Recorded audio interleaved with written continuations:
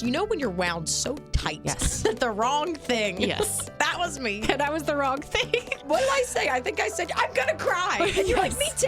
I mean, this is the Holy Mess podcast for a reason. We were just yelling ridiculous emotional things. Welcome to the Holy Mess podcast. Hey, I'm Joy. And I'm Bekah. If you think you're a mess, you are not alone. We look at the things of life through a lens of faith, and we find the hope in all of it. On today's episode, we're going to talk about how Joy accidentally traumatized her son. Won't be the last time. A fight that she and I got into over the break. A lot of things happen. And some everyday heroes. And by the way, welcome to season... I hit my mic already. Welcome to season 2 of the Holy Mess podcast. You're going to get more of that, technical difficulties and issues, because we are a mess, but we're so excited if this is your first time listening or if you're just back with us. I have loved hearing from people in our messy family during the summer and during the break, just asking when season 2 was going to launch. And here it is. Again, thank you for bearing with us, because Joy and I, we love doing this. We definitely needed the summer off. Both of our summers have been chaos. You traveled a bunch. Yeah, I'm just trying to do all the things all the time. And we kept seeing each other in the hall since we worked together, and we'd be like, thank God we're not doing the podcast right now. Because we don't even walk in the office anymore. We speed walk. I know. I don't even have time to just walk to the bathroom. Right. I run there. I will say, though, I am thrilled to be back, because this is one of my favorite parts of the job. It was nice to have a rest because of how chaotic everything else was. And the chaos hasn't ended. However, it's nice to have this to look forward to every week. Yes. I just want to brag on Bekah for a second, because she has taken on a new role at our job. We work at WayFM, and she's helping with these incredible promotions. And all summer long, she's been working with local pregnancy centers and helping with something called the world's biggest baby shower, and people have been sending gifts for moms from all over the country. And Bekah honestly has just been knee deep in Amazon boxes. Yeah, people can send in gift cards, and then you have to strip away all the packaging, which Joy helped me with yesterday, which I'm so thankful for. My hands are all cut up, paper cuts from the cardboard. I don't know how Bekah's been doing it, but she is. Intense. Oh, another really exciting thing that has been going on that is still continuing is we are doing Holy Mess Mondays for the rest of August. So you can actually catch us together live on the radio from 3 to 8 p.m. Central Time every single Monday. Yeah, that's just through the rest of this month. Listen at wayfm.com or in the WayFM app. We've been having so much fun doing that too. So let's go ahead and get to our messy moment of the week. Okay, so this is from something that I've always wanted to do, and that's solve a murder mystery. Have you ever done this? In real life? They make packaged board games now to do it. As long as it's fake, I'm totally into it. Oh, yeah, no, it's fake. Why would it be real? You didn't say. You said you've always wanted to do it. I'm like, I don't know. Maybe your uncle's an investigator. And he was like, come along. Why would I show up at a police station and be like, excuse me, do you have any unsolved crimes? Because I think I know a thing or two. That's certain podcasts get started. They're like, excuse me, I'll solve this in 8 episodes. This was a fake story from 1914. Is what we did. I'm more in now. Okay. So we have these new friends, and we go over to their house for the first time, and we have dinner, and they're like, okay, so we're thinking we could play games. I don't know if you've ever done it before, but we have this murder mystery, unsolved case file kind of thing. I don't know how I feel about a murder mystery being sprung on me. Oh, I was so in. I was excited. Normally, anytime I've done it, it's happening. You come dressed up and in a character, and you're in the mindset. I can't imagine being like, here's some pie, and here's your script. Well, it wasn't like that. It was you have all the clues, and you're just trying to solve it. So it wasn't as much of a, I'm Mr. Matama from and I have many children. I don't know. I love doing that. Okay. One time I was like, I don't know. I had 5 widowed husbands behind me, and I was like, you're the killer. I for sure killed him. For sure. No question. No, it wasn't that. It was all of us just solving the case together with the facts. So we get together, we do this. Apparently, it's only supposed to take 1 to 2 hours. 3 hours later, we still hadn't solved it. We were taking copious notes. And so we then had to schedule a second date with this new couple that we don't know very well. Because you hadn't solved the mystery. We hadn't solved it. So then we go to their house again, sit down, and it was really complicated. There are so many details, but at one point I'm getting into it, and you know how competitive I can get. It's scary. Oh, I'm reaching over the table, I'm snatching things out of people's hands. I'm like, oh no, he was in France at that time, so he couldn't have done it. And I'm just all in. All of a sudden, just something comes over me. I am a detective. I know who did it. I was wrong. So we come to a standstill because all the people that we were sure did it, we had to count them out as suspects. That's always what happens. It's the person that you most medium suspect. Yes. And so we're like, oh boy, okay, well, what do we do now? And my husband, Joey, goes, well, I already looked up the answer. What? Right? How do you look up the answer? There's a website you go to. So the company we're using, I think, is Mystery in a Box. There's tons of different options out there. So they have a website you can go to, but don't go until you're ready to say this is the person who did it. I'm troubled by the fact that he sat there. Just jumped to it. Did he do that in the moment, or had he been sitting there with the answer? So he was convinced. So he had said that this person did it at the very beginning, and we all dismissed him. And so then I think he was tired of us playing the game. So he just sat there? So he's like, I looked it up and I was right. I'm like, are you kidding me? My word. You just ruined this entire experience. I'm like amazed you're still together. I was so frustrated with mad. him. I was so frustrated. And then we decided that with this couple, this is going to be our thing. So we got 3 more boxes to solve together. I do not understand that. Bekah. And I told Joey on the way home, I'm like, you can't just look up the answer without agreeing first. He goes, who says? I go, I say. I don't think you want to do these with Joey anymore. I don't think know you that I do. ditch your husband. I think he's sick next time. I'll come. It's not out of the realm of possibility. I will not be any help, but I will take his place. You would be welcome. But it was a lot of fun. And it was who done it? Who done it? It was actually our ancestor. So the case started and it was like, we have these belongings that belong to your ancestor. Some weird things happened where he lived. You need to figure it out. We're like, well, it can't be our ancestor. And then it was. So it's like, I'm a descendant of a crazy person. Awesome. Well, that's not a stretch for any of us. Makes sense.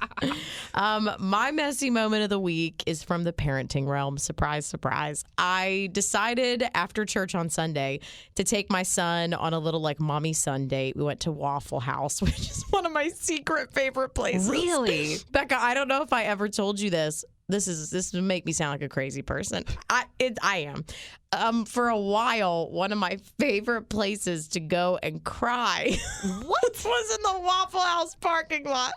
Why did you choose that as your cry spot? Well, I had a roommate at the time. You can't just go home and be a mess because then they're going to ask questions. And I kind of like to cry in my car. I can listen to the radio, talk to God. It's a good spot. I don't really want to drive while I'm doing it. I kind of want to like sit somewhere. And I love Waffle House, so I can look in and see people being served up piping hot waffles. And it just makes me happy.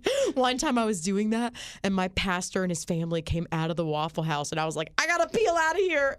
I can't answer these questions. It's not me. It's not me. I can't tell you why I'm crying in the Waffle House parking lot. I think I'll be arrested if you ask me questions. I look like such a weirdo. I will say I've never been a fan of Waffle House because growing up, we didn't have one in our area. So my first experience was in the South and it was on a trip. And that was back when you could smoke in restaurants. Ew. And so my memories are just like this tiny, because they're tiny places. It's just filled with smoke. And they're dirty. They're nasty. I'm pretty sure one of the cooks was smoking. Like, it was just not my favorite. Makes perfect sense to me. I ordered my son a chocolate milk, and the woman like pulled it out and smelled it to see if it was still good. And I was like, okay. Well, thank God she's checking. I mean, I was really grateful. That's not how you do it, though. And anyways, after that, I said, well, let's like keep the fun going because my husband works on Sundays. It's just kind of us together. And I said, let's go get a car wash because my son is obsessed with cars. And he got so excited. I'm like, the lights. I mean, I love a car wash as an adult. There's one near our house. I act like we live together. Bekah and I are like in neighborhoods. We're right down the street, yeah. Yes, beside each other. So we go, and as we're like getting on the track, he starts to get really nervous. And I realize that the one thing my son is scared of is loud noises. Oh, boy. And it's pretty loud. Yeah. And so he says, Mommy, hold my hand. And so I reach back, and then as we start being pulled into the box and of the car there's no turning wash, back. No, there's not. He starts to sob. No. And I'm like, I can't take it. So I just pull my seat back. I get him out of his car seat. Don't tell the police. I mean, we're on a track, and I put him in my lap, and I say, it's okay. And once he's in my lap, he starts looking at the lights and all the rain and stuff, and he's like, oh, this is kind of cool. Yeah. And by the time we finish, he's clapping. It was as if we went on a roller coaster. He was like, car wash, Mommy's car clean. And I thought, yeah, I've killed this. He loves it. I've redeemed this. It can be our new thing because it's kind of two birds, one stone. You're entertaining your toddler. You're getting a chore done. Oh, yeah. He talked about it the rest of the day, and we went home and we FaceTimed several family members, and he was like, Mommy's car clean, the lights, the brushes, the rain. It was amazing. And he was so excited. Well, then at bedtime, I'm going over like, okay, what was your favorite part of the day? Was it Waffle House? Was it the car wash? Was it church? And he got this look in his eye, Bekah, and he just said, no more car wash. What? And I was like, what do you mean you loved the car wash? The lights and this and that. And tears start to fill his eyes. And he says, car wash, scary. No more car wash, Mom. And I'm like, what is happening? I just don't understand. I thought, like you said, I thought this was our thing. And for the next 30 minutes, it's as if he went back there in his mind and he was reliving trauma. And over, he just kept saying, please, no more car wash. And saying it like, the brushes spin and the lights and the loud and the rain. And my husband came up. He just wanted to be held. And my husband and I kept looking at each other like, what do we do? And I said, I think I misread this. It was like nervous excitement earlier in the day. Yeah, I think he couldn't stop talking about it because he was like, Mom took me to a torture chamber called a car wash. And I felt so bad that he was crying before bed because I made us listen to that Going to the Car Wash song like 50 times. You just early. like, you were, it's like someone said, I have a fear of clowns. And you're like, let me paint my face. It's called immersion therapy. I thought it would work. And so still to this day, that was days ago, if I say anything about the car wash, he gets this look in his eye and he goes, no more car wash. I said, we'll never go again. So my car's going to be filthy. That's fine. I'm sure he'll get over it someday, right? I hope. I've never seen someone like relive trauma in their mind, but it was really upsetting. Sweet boy. I know.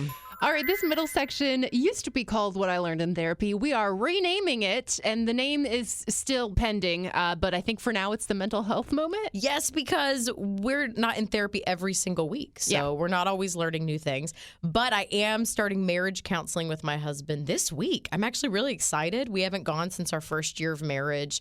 We're going to celebrate 5 years. Actually, oh, snap. I think our anniversary is this week. Oh, snap. It is. It is.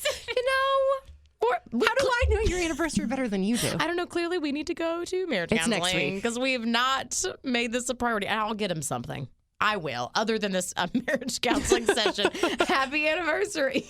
But I'm really excited for us to go because I just think anytime you focus on your relationship when you don't have a lot of time to do that is always beneficial. So I'm excited. Yeah, my husband and I have done it. And I think that's something we're going to talk about in future weeks, too, because it's just something we want to tell you, like, don't be ashamed if you need to go because it's just another form of a tune-up. Just like you got to get your head right. You got to get your relationship right. Absolutely. And things can get in the way all the time. So since we're not in therapy, though, we are kind of just covering things that either we learned. Sometimes it's even messages from you on what you've taken away from the podcast. And this time it is about a fight that Joy and I got into. Oh, this gonna be juicy. Oh, I know. What? You guys fighting? Yeah. This happened over the break, and we had to save it for you. Yes. So we were doing this creative project together for an all-company meeting. So there's a lot of pressure here. Well, and our company just merged with another company, so it's like double the people, and we're on camera, and we're expected to entertain the world. Yeah. They literally were like, do something fun for 7 minutes. Okay. So we had been going over it for a few days. We had written it all. We had got over. So the day comes and Joy rolls in and I am just stressing because I'd already been here for a couple hours and I'd gotten my show done to get out of the way. And I'm just like pacing in my office. I was stressed as well. I can't remember why, but I had a really crazy morning and I came in, I think already like, do you know when you're wound so tight that the wrong thing? Yes. That was me. And I was the wrong thing. Yeah. So she comes in and I go, Joy, when are we going to practice? She goes, I don't know. And I go, we have to practice. That's all happening as I walk through the door and I'm holding 5,000 items, including my lunchbox. And Bekah was like, let's go. Come on. We have to practice. Was like, I don't, okay. I think you said, why are you yelling at me? And slammed your door. And so I go in my office, and as I'm sitting at my computer, my eyes are like, I might cry because I just felt so much pressure, and I didn't know how this was going to go. And the fact that Bekah was so nervous, she was kind of leading the whole thing. I was like, well, maybe I should be more nervous. And then I can't remember. Oh, I opened my door to like ask a question or do something. And Bekah needed me to review our script, and you like walked by and said like, what are you doing? Have you reviewed the script? And I was like, what did I say? I think I said, I'm going to cry. And you're like, me too. Yes. We went opposite directions. That was it. It was just, I mean, this is the Holy Mess podcast for a reason. We were just yelling ridiculous emotional things, and all our coworkers were like, they're going to do great. What? So in that moment, things were heated. And before we went up and did the thing, I came to Joy and I'm like, I'm so sorry. Like, I gave you a hug. I'm like, I'm stressed too. I'm putting it on you. And I think in that thing, if something, there's like a light bulb that clicked in my mind. Because I remember being in high school, even college, when I would have fallings out, whatever, with friends, and it would go unresolved, or we would talk to other people about it, and it would just be this tension. And it felt good to have a female friendship or any kind of friendship where it was like, okay, we're going to have disagreements. Yeah, that was a tense moment. We're going to have moments, but to right away be like, okay, we still love each other, and we can both own our part in this and recognize that we're in the same place today, and we don't need to be mad at each other. We can join together. Yeah, and I mean, it went great, the thing that we ended up doing, and it was over. But then that night I went home and I thought, I don't really know what I said to Bekah, and I don't know how it was received, and I wasn't my best self, and so I wasn't sure how she was feeling.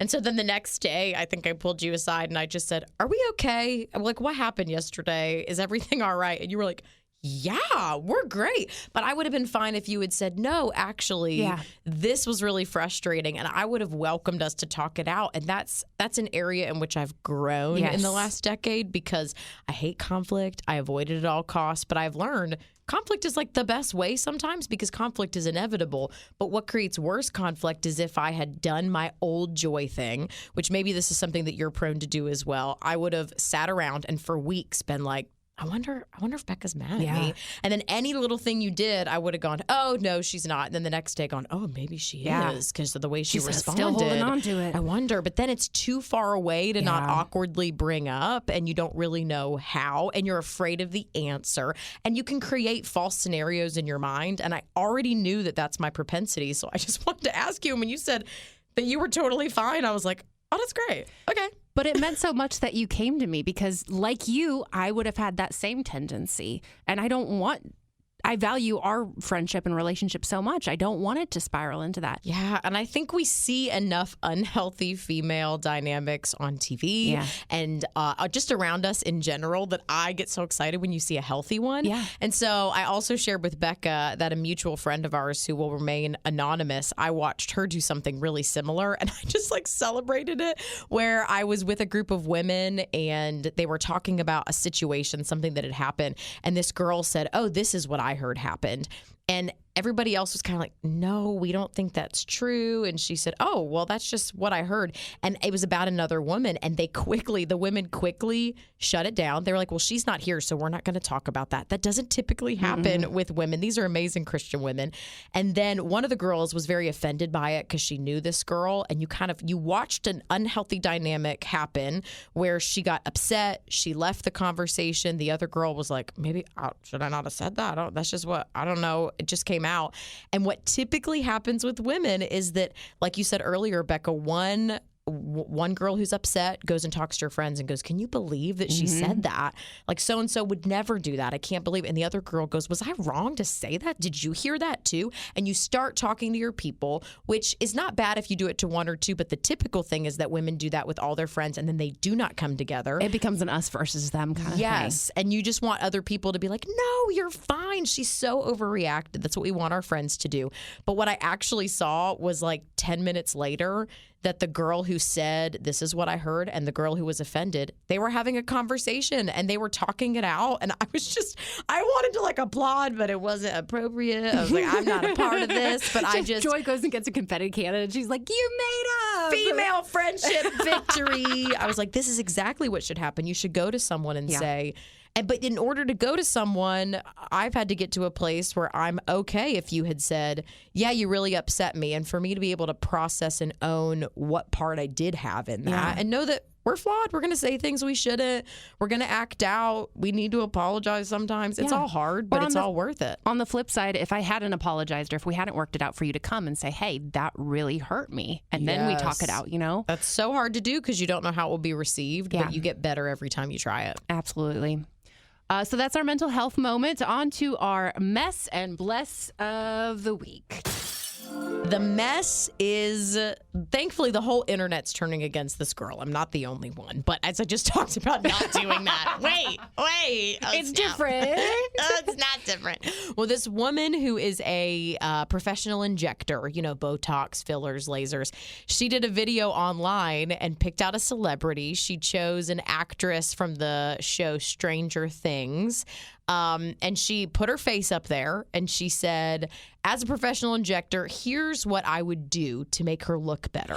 She said, I would do like a chin filler to round that out. No. I would do Botox in her jaws to smooth out her masseters, which it's impossible to watch the video and not be like, do I have big masseters? I don't even know what a masseter is. They're your jaws. And so a lot of people who clench their jaws, which I do. Yeah, I'm wearing a retainer every night to not destroy these teeth.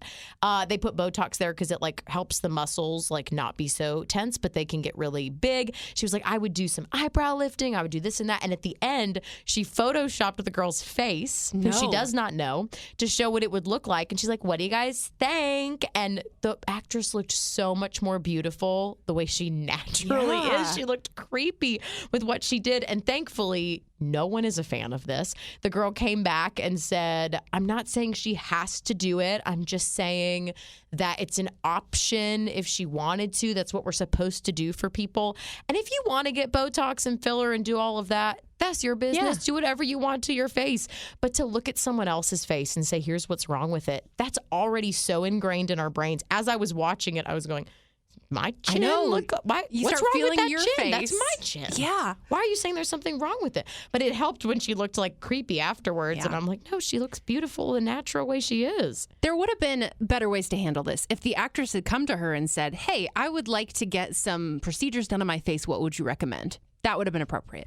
Or if maybe it were something as simple as, hey, I noticed that you have some rosacea. I found this makeup helpful in a direct message, something like that, right? Not public for the world. No, and not here are all the things you need to cosmetically alter. Yeah. And this actress is in her 20s. She's can't gorgeous. Imagine.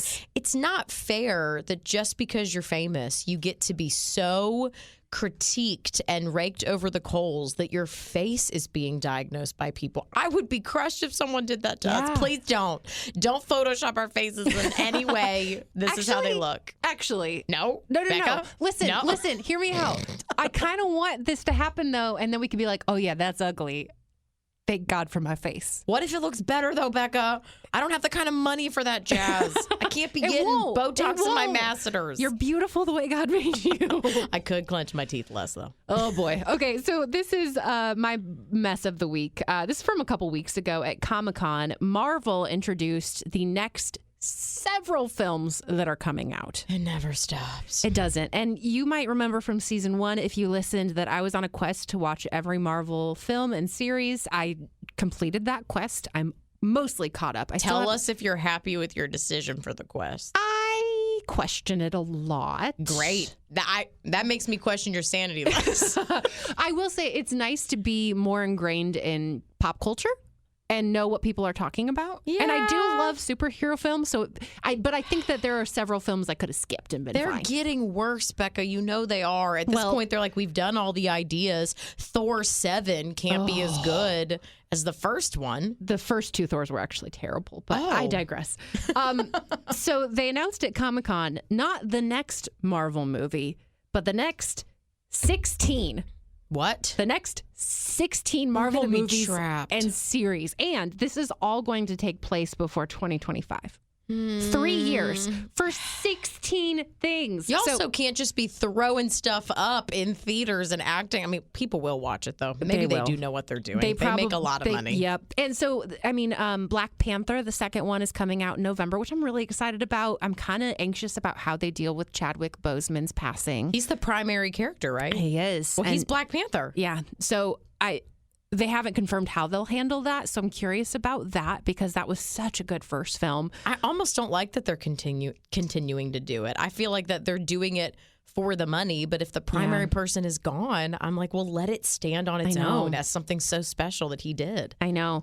A couple other things to possibly look forward to. The Marvels, which I just watched Miss Marvel on Disney Plus. It was really cute. I don't understand when she even says the That's Marvels. Fair. Well, you'll know this one. Agatha, Coven of Chaos Because that's from WandaVision. I did watch WandaVision. Yes. It was fantastic. And that's a spinoff from one of the characters. So that's coming next winter. And then this is all going to basically culminate in, at the end of 2025, 2 new Avengers movies.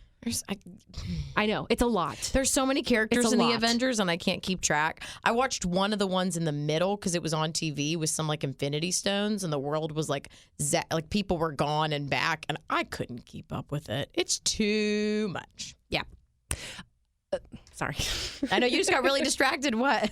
Sorry, emails. I shouldn't have clicked over to that tab. You are checking emails during the promotions job. She's got too much on her plate. I'm sorry. Bekah, we need to be your priority. I had 5 emails, and we've only been talking for 26 minutes. We are your messy family. I'm sorry. I also won't rub in that I've gotten no emails. No one cares to contact me about anything. I'm jealous. I'm so jealous. Okay. We're forgetting that. Bless of the week. Okay. Give me something happy. Absolutely. A 25-year-old pizza delivery man was on his way home from his job after midnight and drove by a house that was engulfed in flames. And instead of calling the cops, instead of continuing home because it's late, he pulled over and he could hear that there were people inside the home. He ran in and he saved the lives of 4 children and their 18-year-old babysitter, cousin. It doesn't actually say, but there was an 18-year-old in the house. I don't know where the parents were, but they were gone for the night. And honestly, he was very injured getting out of there. He's lucky that he made it out alive, and the last little girl was upstairs. And he said by the time he got up to her that he knew he couldn't go back the way he had come, and he knew he had to break the window. He couldn't get it open. He breaks the window. They jump out of the second story, but he breaks his arm really badly. This guy is 25, and he just acted so heroically. Not the police, the firefighters show up as he's bringing the final girl out, and his arm is a mess, and he just kind of like gives the officers the little girl, and he says, "Is that baby okay?" And he just lays on the ground because he's inhaled so much smoke. He spent a lot of time in the hospital after this, but the firefighters said the condition the home was in, if he had not gotten in there when he did, they would not have been able to save the kids. He's a real life hero. He saved 4 children and an 18-year-old's life. His name is Nicholas, and the world started hearing about this rescue. I saw a news story about it, and I cried like a baby. I was like, I don't know that I would have run in a burning building for people I don't know. And yet he did this. And so the internet loved him so much that people started sending money as like a huge thank you, donations for this guy. And $500,000 came in. And he said he feels like he has a new lease on life. His arm has been healing. He's out of the hospital. And he said he just wants to play football. It's what a 25-year-old. I love that everyone chipped in and made sure that he was taken care of and just showed like, hey, this is a good thing. They need to make the next Marvel movie about this guy. Yes, no more Infinity Stones. We're done. Infinity Stones. My bless of the week is about a woman named Melanie who has been battling a tumor in her brain on and off since 2003. Wow. So she was in remission, out of remission. She's okay now, but because of all of the treatments and surgeries, she's just unable to grow hair. That's hard. That is so hard. Especially for a woman. And good wigs are really expensive. It's not just something that you can buy with your chump change. Like it's going to cost you some money. They're very hard to find, and you don't want it to look like a wig. Exactly. So her 21-year-old son was like, how about I give you hair? He started growing out his hair, and the entire time his mom is like, I'm not taking your hair. I'm not taking your hair. He's like, no, I'm doing this for you. He grew it out long enough to make a wig, sent it off to an organization that does this for people who have been affected by cancer or other issues. And so now she's wearing her son's hair. As I say it out loud, it sounds creepy, but it's really sweet. It's really sweet. We're like, is this a blow? No, but it's so sweet. You can see like the big smile on her face as she's getting it styled. And at actually, the it looks salon. great on her. You know what's interesting about this is that it's hard to color match or to get the right kind, but because it's her son, that looks like it's her natural hair color, and it looks just like that. That wouldn't happen with my kid. His hair is glow in the dark white, and I didn't even know God made it like that, so that would never help me. You don't want some platinum highlights for the summer? I would love it. It just wouldn't look natural. Thank you so much for listening. If you got something out of this episode, we would love if you would share it with a friend. To be notified every time there's a new episode, simply text the word MESS, MESS, to 91979. And if you have anything you want to share with us, we'd love to hear from you. Email us at holymess@wayfm.com. Thanks for being a part of our messy family.